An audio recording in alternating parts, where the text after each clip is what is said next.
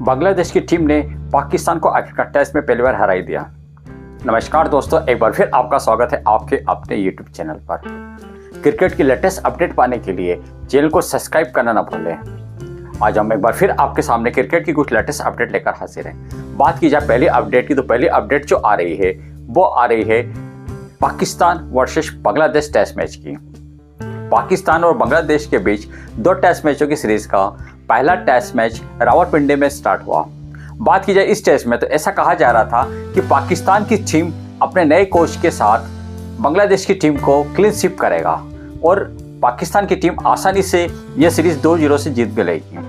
बात की जाए इस टेस्ट की, तो इस टेस्ट मैच के लिए पाकिस्तान की टीम ने एक अच्छी खासी प्लानिंग भी की थी और उसी प्लानिंग के तहत रावलपिंडी का जो पिच था उसे फास्ट बॉलरों के लिए बनाया गया, उसको ग्रीन टॉप रखा गया और इसी के रिजल्ट है कि पाकिस्तान की टीम ने अपनी टीम में 4 पेस बॉलर को खिलाया और एकमात्र जो स्पिनर था अबरार, उनको भी उन्होंने बाहर कर दिया।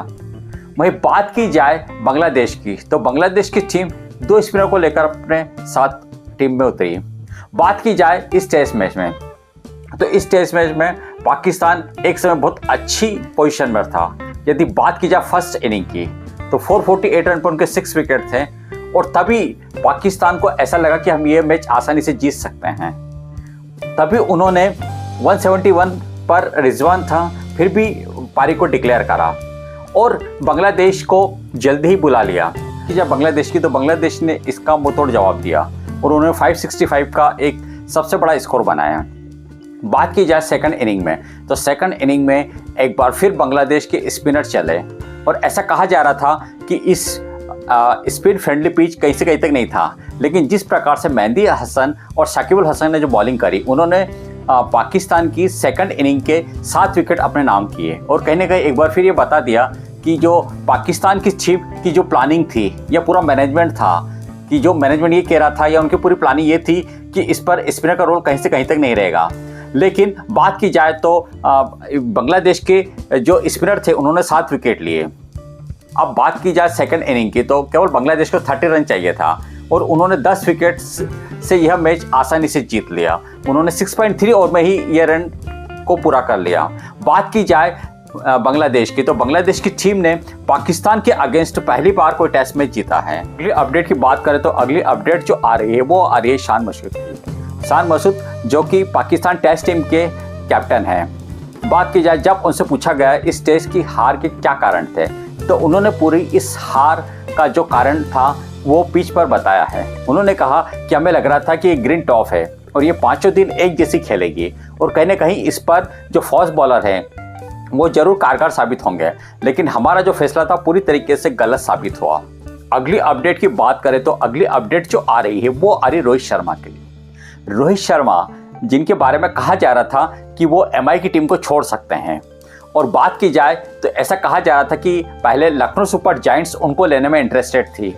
इसी बीच दिल्ली कैपिटल भी मैदान में कहीं ना कहीं कूद चुकी है और अब एक बड़ी खबर ये भी आ रही है कि जो पंजाब किंग्स है वो भी कहीं ना कहीं एक तरीके से इंटरेस्टेड है रोहित शर्मा को लेने में, क्योंकि शिखर धवन ने जब से रिटायरमेंट लिया है तब से वो भी ये चाहते हैं कि कोई उनको एक विश्वसनीय ओपनर मिले जो कि उनकी कैप्टनसी भी कर सके, क्योंकि शिखर धवन ये दोनों काम बखूबी कर रहे थे। बात की जाए रोहित शर्मा की, तो रोहित शर्मा के लिए ऐसे प्रयास पंजाब किंग्स की तरफ से किए जा रहे हैं कि वो किसी तरीके से या तो उनको मेगा ऑप्शन में ले या कोई हो सकता है कि पहले कोई ट्रेड हो जाए या वो ट्रेड के थ्रू उनको लें। अब बात की जाए रोहित शर्मा की, तो रोहित शर्मा ने अपनी अगुवाई में जब से टीम इंडिया को T20 वर्ल्ड कप जिताया है तब से ऐसा कहा जा रहा है कि उनकी डिमांड खास करके आईपीएल में बहुत बढ़ने वाली है और ऐसा कहा जा रहा है कि हो सकता है कि इस बार यदि वो एमआई की टीम को छोड़ते हैं तो उनकी जो डील रहेगी वो कहीं एक रिकॉर्ड तोड़ डील भी हो सकती है। अब देखना है कि जो रोहित शर्मा है वो इस आईपीएल में किस टीम के साथ जुड़ते हैं। बात की जाए अगले अपडेट की, तो अगली अपडेट जो आ रही है वो आ रही है द 100 टूर्नामेंट की। द 100 टूर्नामेंट जो कि ईसीबी द्वारा प्रायोजित किया जाता है। ईसीबी यानी इंग्लिश क्रिकेट बोर्ड, और ऐसा कहा जा रहा है कि इस बार यदि द 100 की बात की जाए तो द 100 में उस तरीके के उनको क्रिकेट प्रेमी दर्शक भी नहीं मिल रहे हैं, और बात की जाए तो उसमें इतनी इनकम नहीं हो रही है।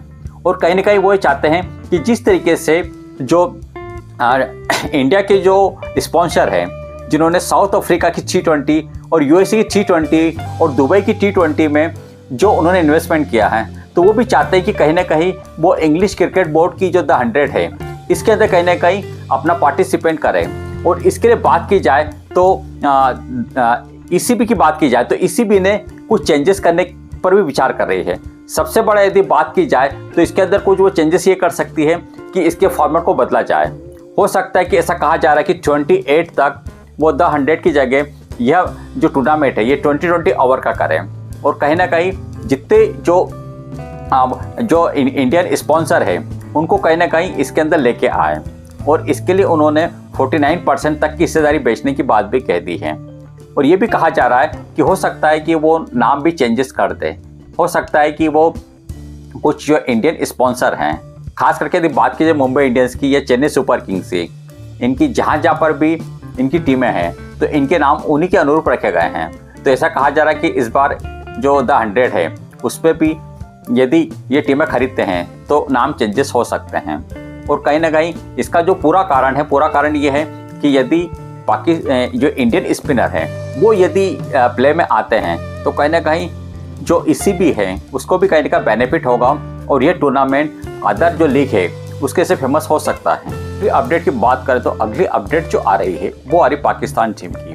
पाकिस्तान की टीम को जब से बांग्लादेश ने पहली बार टेस्ट मैच में हराया तब से पाकिस्तान की टीम में भूचाल सा आ गया है, और ऐसा कहा जा रहा है कि हो सकता है कि आने वाले दिनों में पाकिस्तान में एक बार फिर चेंजेस दिखें, क्योंकि इसके पहले यदि बात की जाए तो T20 वर्ल्ड कप में टीम USA से भी हार गई थी। तब लगा था कि इस बार कुछ बड़ा एक्सपेरिमेंट हो सकता है या कुछ बड़े प्लेयरों को टीम से बाहर भी किया जा सकता है, लेकिन एक बार फिर बड़े प्लेयर को लेकर टेस्ट मैच खेला गया। और बड़े प्लेयर में यदि बात की जाए बाबर आजम जैसे प्लेयर जो दोनों इनिंग्स में कुछ खास नहीं कर पाए। इसी पर शान मसूद की यदि बात की जाए, शान मसूद जो कि पाकिस्तान टेस्ट टीम के कैप्टन हैं, वो कहीं ना कहीं गुस्से में भी दिखे। एक बार तो वे जो कोच थे जेसन गिलेस्पी उनके साथ कुछ तकरार करते हुए भी दिखे, और ऐसा कहा जा रहा था कि उनके गुस्से का जो कारण था वो था बाबर आजम। एक तो बाबर आजम दोनों इनिंग्स में नहीं चले, और बात की जाए तो उनकी फील्डिंग भी उन्होंने कुछ कैचेस भी छोड़े हैं। तो यही कुछ कहते हुए शान मसूद जेसन गिलेस्पी से कुछ विवाद कर रहे थे। वहीं वीडियो और था, उस वीडियो में शान मसूद जो हैं वो शहनशाह अफरीदी के गले में हाथ डालकर खड़े थे। कुछ समय के बाद बात की जाए तो शहनशाह अफरीदी ने उनका हाथ झटक दिया, और कहीं ना कहीं एक तरीके से अपना गुस्सा भी दिखाया है। इसके पहले यदि बात की जाए तो शहनशाह अफरीदी की यदि बात की जाए तो शहनशाह अफरीदी ने बाबर आजम के साथ भी कुछ तरीके का विवाद करा था। तो ऐसा कहा जा रहा है कि हो सकता है कि एक बार फिर पाकिस्तान की टीम में आपस में कुछ मतभेद थे वो सामने दिख रहे हैं।